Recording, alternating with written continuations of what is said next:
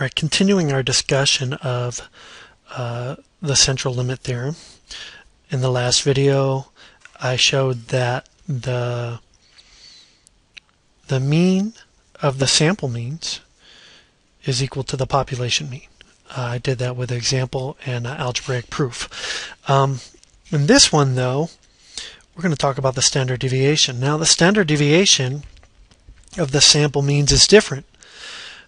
You can think of the student example, and within my varied population, I'm reading right here, within my varied population of students, I might expect to see substantial individual differences in individual abilities and grade scores, but I shouldn't see so much when I compare class averages.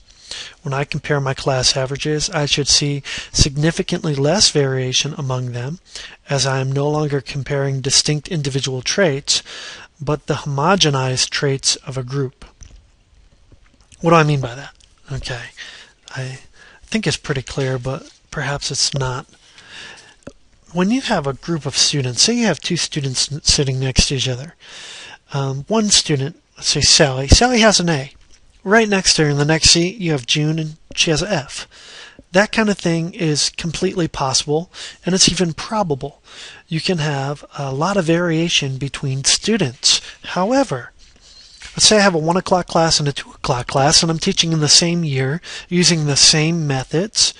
Even though the students are assigned randomly, we can still say that our expectation is that the class averages would be about the same. We wouldn't expect that the class average for the 1 p.m. class is an A, while the class average for the 2 p.m. class is an F. In fact, we wouldn't expect A averages and F averages in general, period.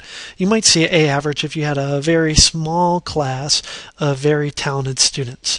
But in general, you expect, around a C, somewhere in the C spectrum. Students are expected to vary substantially, one student to the next, but class averages are not.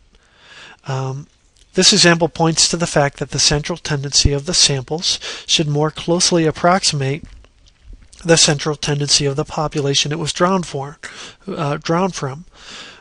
More variation amongst individuals than groups. Therefore, the standard deviation of the group of sample means is expected to be quite less than the standard deviation of a population of individuals.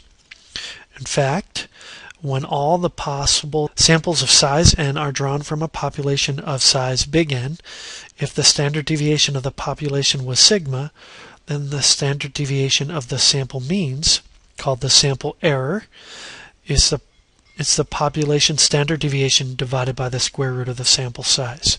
So sigma over the square root of n. And that's been proven. So you can see if the original population had a standard deviation of sigma, we're saying here that the standard deviation of the sample means is the same standard deviation but divided by the square root of n. And you can see then as n gets big, the standard error, as it's called, gets small, right? When you divide by a big number here, the square root of a big number is a big number, right? And whenever you divide a number by a big number, you get a smaller number, okay? So that makes sense because we expect less variation in the groups than we do among the individuals of the population. Sometimes you'll see a picture like this. Let's say you draw samples from this population. Well, then the means would have a distribution. It'd still be normal. If you draw from a normal distribution, you're going to get another normal distribution. And if you draw from a weird distribution, if your sample size is big enough, you'll still get a normal distribution. But the standard deviation will be smaller down here, while the standard deviation up here will just be sigma. I hope that's clear. I'm going to make another video, I think in a moment, to add on to this, but if that's clear, we're going to go on. So I'm thinking this will be a 3-part video. Having said all that, let me summarize. The central limit the central limit. The central limit theorem tells us the following. Regardless of the original population distribution, as the sample size n increases, the shape of the distribution of all possible sample means more and more closely approximates a normal distribution. Its mean, as expected, is equal to the population mean. So the mean of the sample means is equal to the population mean. However, its standard deviation is equal to sigma over the square root of n, which is a ratio known as the standard error. Okay, so the standard deviation of the sample means is equal to the population standard deviation divided by the square root of n.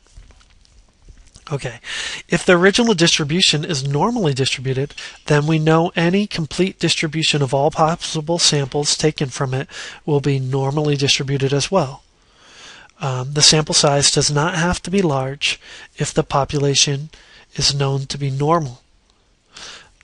For all other non-normal population distributions, a sample size of n greater than or equal to 30 is generally considered large enough that the distribution of sample means is closely approximate to the normal curve, regardless of the shape of the original distribution. So if you are drawing samples from a normal distribution, any n will do.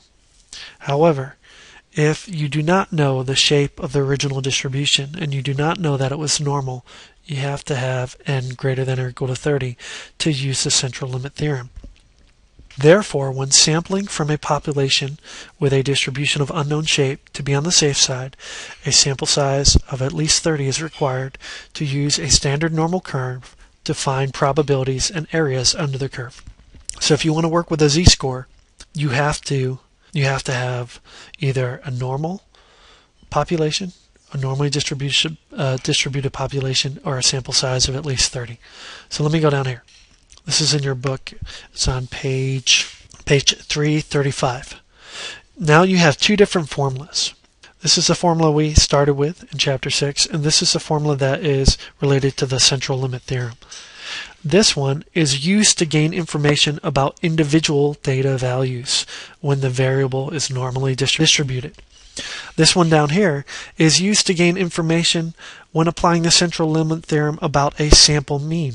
So where this is about individuals, this is about samples or groups when the variable is normally distributed or when the sample size is 30 or more.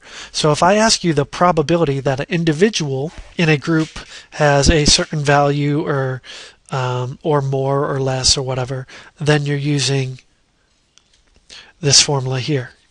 If I ask you the probability that a sample of blank size taken from this population has a value for its mean of greater than or equal to something or less than or equal to something, then you use this one. So this one down here relates to means of samples, while this one relates to individuals. And actually, if you look closely and you think about an individual as being a sample of 1, and you plug in n equals 1 into this other formula, if you have a sample size of 1, then the mean of the sample is that one individual. And if you have a sample size of 1, n is 1, and sigma divided by n is just sigma. So you can think of this top one here as being a special case of this, the second one down here. So let me write that. Number 1 is a special case of number 2.